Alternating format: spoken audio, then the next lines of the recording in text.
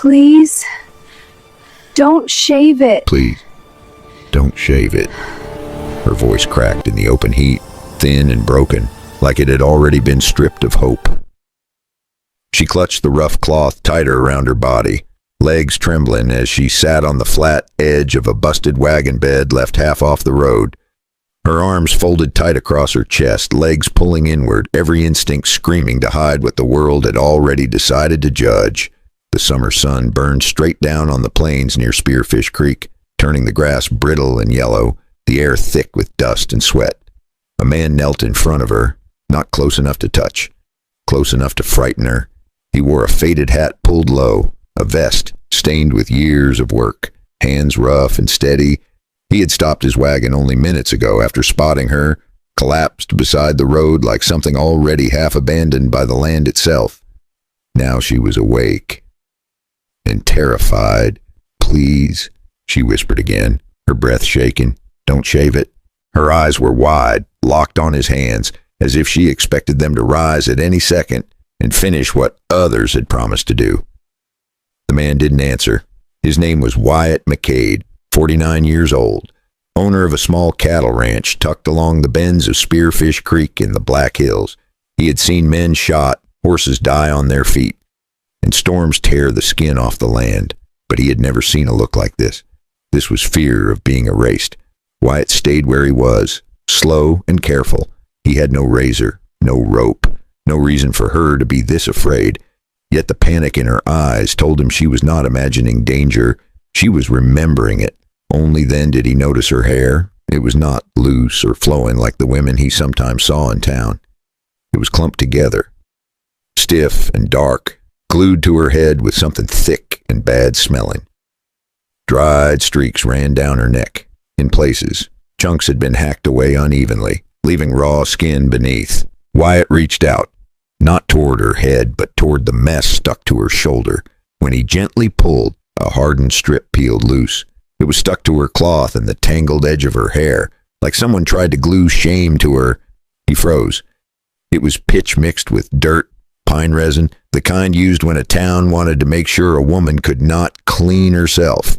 The kind used before they shaved a head in front of a crowd. Towns did it when they wanted a woman marked first, so even Mercy would not look clean afterward. Wyatt's jaw tightened. She flinched when the pain tugged at her scalp, but she didn't push him away.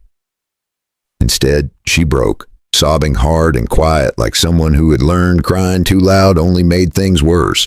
They said they'd do it. She gasped. In the street. They said everyone would watch. Wyatt slowly set the filthy clump aside. I'm not here for that, he said, calm but firm. You hear me? She didn't answer. Her name was Lila Grace, 21 years old. 2 days earlier, she had been pouring whiskey behind a saloon counter in Cheyenne. Now she lay shaking in the dirt, half wrapped in cloth, her body marked by running and falling and fear. They had called her a thief. They had called her a liar. They had said women like her needed to be taught. Wyatt poured water from his canteen. Careful, measured. He cleaned the cut on her leg. She winced but stayed still, watching his face as if searching for the moment his kindness would turn. It never did. When she shifted, the cloth slipped, and she sucked in a breath, yanking it back into place. Wyatt turned his head instantly, eyes fixed on the horizon like it was the most natural thing in the world. That unsettled her more than cruelty ever had. Most men stared, some grabbed, others judged. This one simply gave her space. He helped her sit upright on the wagon bed and keeping a respectful distance, speaking only when necessary. The silence around them felt heavy, but not dangerous, not yet. Wyatt noticed more as the moments passed. The way her eyes darted at distant hoofbeats, the way her fingers curled protectively near her waist, the way she kept one side of her hair hidden. Something else fell from the sticky mess when he cleared more of it away. A folded scrap of paper. Wyatt caught it before it hit the dirt. He didn't open it. He didn't mention it. He only tucked it into his pocket, his expression unchanged. Lila saw the movement, her breath caught. She said nothing. Wyatt stood at last, offering his hand, palm open and low so it didn't feel like a command. I've got a place, he said. Water? Shade? You can rest." She hesitated. Everyone who had ever offered her anything wanted payment. "What do you want?" she whispered. Wyatt met her eyes. "Nothing you don't give freely." That answer scared her almost as much as the others had. Because if he was not here to shave her head, not here to drag her back, not here to hurt her, then why had fate placed her in the path of a man like him? And what would happen when he learned why an entire town wanted her punished? As Wyatt lifted her gently onto the wagon and turned the horses toward his ranch, one thought echoed through Lila's mind louder than her fear. If the truth came out, would he still look at her the same way? Or would her hair, her lies, and her past all end up on the ground just like they promised? The ranch came into view just as the sun began to drop, stretching the shadows long and thin across the grass. It was nothing fancy. A low house built of weathered wood, a small barn leaning a little to the east, fences that had been fixed more times than anyone could count. The kind of place that didn't impress strangers, but had kept a man alive through hard winters. Wyatt helped Lila down from the wagon slowly, giving her time to steady herself. She was lighter than he expected, and that bothered him more than it should have. People who ate regular meals didn't weigh like that. He showed her where to sit under the shade of a cottonwood while he put the horses away. No questions, no orders, just a bucket of clean water placed within reach and a folded blanket set beside her like it belonged there. Lila watched him work. Men always told her what they wanted within minutes. This one just moved through his routine like she was not something to be figured out or owned. He checked the tack, rubbed down the horse, secured the gate, the same steady pattern he likely followed every day whether anyone was watching or not. She drank the water slowly, careful not to spill. The dust on her tongue finally eased. Her hand stopped shaking enough for her to notice how quiet it was. No shouting, no laughter from a saloon, no boots gathering behind her. Just wind and insects, and the sound of a man doing his work. Wyatt came back with a simple meal. Bread, beans, nothing fancy. He set it down and stepped away again, leaving her alone with it. That was the moment she knew she would eat. She told herself it was just to regain strength, just for one night, while she ate. Wyatt stayed busy fixing a loose rail near the corral. Years of ranch work had taught him how to watch without making a show of it. He noticed the way she scanned the tree line whenever sound carried, the way she kept one hand near her waist even when resting, the way she angled her head so her hair hid one side of her face. When he finished the fence, Wyatt finally spoke, just once. "You can stay the night." She nodded too quickly, grateful, relieved, afraid to show either. Inside the small house, Wyatt laid out clean cloth and a basin of warm water. He didn't offer to help. He didn't linger. He stepped outside and gave her privacy without being asked.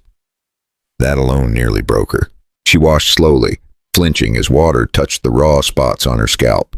When she tried to loosen more of the sticky mess in her hair, pain shot through her head and she stopped. Some things were better left alone until morning. She changed into borrowed clothes that hung loose on her frame. Too big, too clean. She barely recognized herself. When she stepped back outside, Wyatt had already set up a simple cot in the side room near the door. Not too close. Not too far. Another quiet decision that spoke louder than words. They ate the rest of the meal in near silence, the kind that didn't need filling. Eventually Lila spoke. She told him just enough to sound believable. She said a wealthy family had accused her of stealing. She said she had been locked up unfairly. She said men with power wanted to make an example of her. Wyatt listened. He didn't interrupt. He didn't argue. But he noticed what she didn't say. She didn't mention names. She didn't mention dates. She didn't mention why those men cared so much. When she finished, she looked at him like she was waiting for a verdict. Wyatt only nodded. "Get some sleep," he said. That was it. Lila lay on the cot staring at the ceiling long after the lamp was turned low. She had planned to leave at dawn, slip away before questions came, before kindness turned into curiosity, but sleep came fast anyway. Wyatt stayed up a while longer. He sat at the table with the scrap of paper she had dropped earlier resting in his palm. It was torn from a ledger page, with figures and a name written plain as day, Duke Halper. That was not a love letter. That was a map to somebody's lie. He waited until he knew she was asleep. Then he opened it under lamplight, just long enough to understand what it meant. He read just enough to know it could get a man killed. Then he folded it back up and made a quiet plan. He had seen men lie before. He had also seen fear that could not be faked.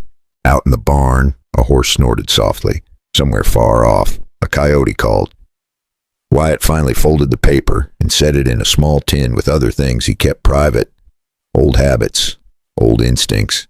Before turning in, he looked once more at the side room where Lila slept. Her breathing was steady now. Exhaustion had claimed her fully. Wyatt knew one thing for certain. Whatever she was running from had not finished chasing her. And whatever truth she was hiding would not stay hidden forever. As the night settled over the ranch, neither of them noticed the distant sound of hooves passing along the road. Not stopping, just slow enough to be deliberate. Someone out there was already looking, and when they came, the quiet safety of this place would be tested first. Morning came early on the ranch, not with noise, but with light. The kind that slips in quietly and shows you things you didn't notice the night before. Lila woke to the smell of coffee and wood smoke. For a few seconds, she forgot where she was. Then her hand brushed the side of her head and she remembered everything at once. The running, the pitch in her hair, the fear that had followed her all the way into sleep. She sat up slowly. Wyatt was already outside, doing the kind of work that kept a ranch honest. But his eyes kept returning to the road, like he was counting the minutes until trouble showed up. He worked like a man who trusted routine more than luck. Lila watched from the doorway, wrapped in the borrowed shirt that still felt like a costume. She half expected him to turn and start asking questions. Names, places, reasons. He didn't. Instead, he handed her a tin cup of coffee and went back to his work. That made her nervous. People who pressed too hard were easy to manage. You told them what they wanted to hear. People who waited made you feel the weight of your own lies. She helped where she could. Swept the porch. Rinsed a pan. Simple things. Her movements were careful, like she was afraid of leaving a mark. Wyatt noticed everything, and he noticed the way she avoided mirrors, the way she flinched at distant sounds of hooves, the way she always chose a spot where she could see the road. By mid-morning, a rider passed far off along the trail, just a shape against the dust. Lila froze, only for a second, but it was enough. Wyatt saw it. He said nothing. Later, while he worked the fence line, Lila tried to explain herself again. She kept it light, said she had been in the wrong place, said powerful people didn't like being embarrassed, said she had been unlucky. Wyatt listened with half an ear, like a man listening to the weather. He had learned long ago that the truth always showed up on its own schedule. That afternoon, he found tracks near the creek that had not been there the day before. Fresh, heavy, a man riding slow, not passing through. Wyatt followed them a short distance. Far enough to know they were real, not far enough to be seen. When he returned, Lila was scrubbing a pot that was already clean. Her hand shook slightly. Wyatt set a piece of bread on the table and sat down across from her. Not close, just present. "You planning on moving on?" he asked casually, like he was asking about the weather. She hesitated. "Just a beat too long." "Soon," she said. Wyatt nodded. He didn't argue. He didn't ask when. That night, after supper, the quiet settled thick and heavy, the kind of quiet where thoughts get loud. If you're still here, you're the kind of person who doesn't look away when it gets hard. Take a second and subscribe so you do not miss how this turns out. And I'm genuinely curious, where are you listening from right now? And what time is it where you are? Go ahead and think about that as the night settles back in here at the ranch. Wyatt stepped outside just before dark. He stood near the fence, watching the road. He didn't need to see anyone to know they were close. Men who hunted people moved differently. They waited. They circled. Inside, Lila paced. She told herself she would leave at first light, slip away before trouble arrived, before Wyatt paid for her past. But she was tired of running. A shadow moved near the edge of the trees, just once, then gone. Wyatt's hand rested near his belt. Not dramatic, just ready.